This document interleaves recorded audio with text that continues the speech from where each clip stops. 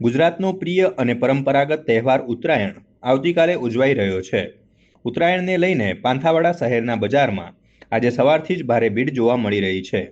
આજુબાજુના ગામડાઓમાંથી મોટી સંખ્યામાં લોકો પતંગ, દોરી, ફિરકા, ફુગ્ગા તેમજ કપડાં સહિતની ખરીદી કરવા પાંથાવાડાના બજારમાં ઉમટી પડ્યા છે.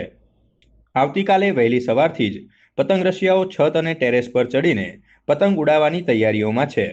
એ કાપ્યો અને હે લપેટ જેવી ચિચિયારીઓથી આકાશ ગુંજી ઉઠશે. સાથે સાથે ફાફડા, જલેબી અને ઊંધિયાની મોજ માણી લોકો ઉત્તરાયણનો આનંદ લેશે.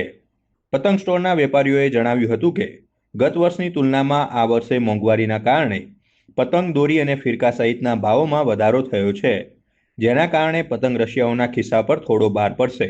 તેમ છતાં લોકો ઉત્સાહપૂર્વક ઉત્તરાયણની ઉજવણી કરવા તૈયાર છે. ઉત્તરાયણ પર્વને લઈને પાંથાવાડા બજારના મુખ્ય માર્ગો પર દિવસભર ભારે ભીડ અને ચહલપહલ જોવા મળી રહી હતી. માહોલ જોરદાર છે અને કાલે પતંગ રસિકાઓ ધાબા ઉપર પતંગ ચગાવશે અને જોરદાર પતંગ બજારમાં વેચાઈ ગઈ. કેટલી પતંગો ખરીદી તમે? 1500.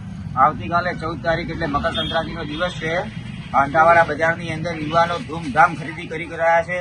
ફટાકડા, ગેસ, ફુગ્ગા અને પતંગોનો માહોલ એકદમ અનેરો છે. બરાબર, અમે પણ વહેલી સવારે ધાબા ઉપર ફિરકી પતંગો લઈને તલ અને ચીક્કી, ઊંધિયું સાથે અને ડીજેના તાલે ઉત્તરાયણ મકર સંક્રાંતિનો એકદમ આનંદ લેશું અને મજા કરશું અમારા ફૂલ ફેમિલી દોસ્તો સાથે.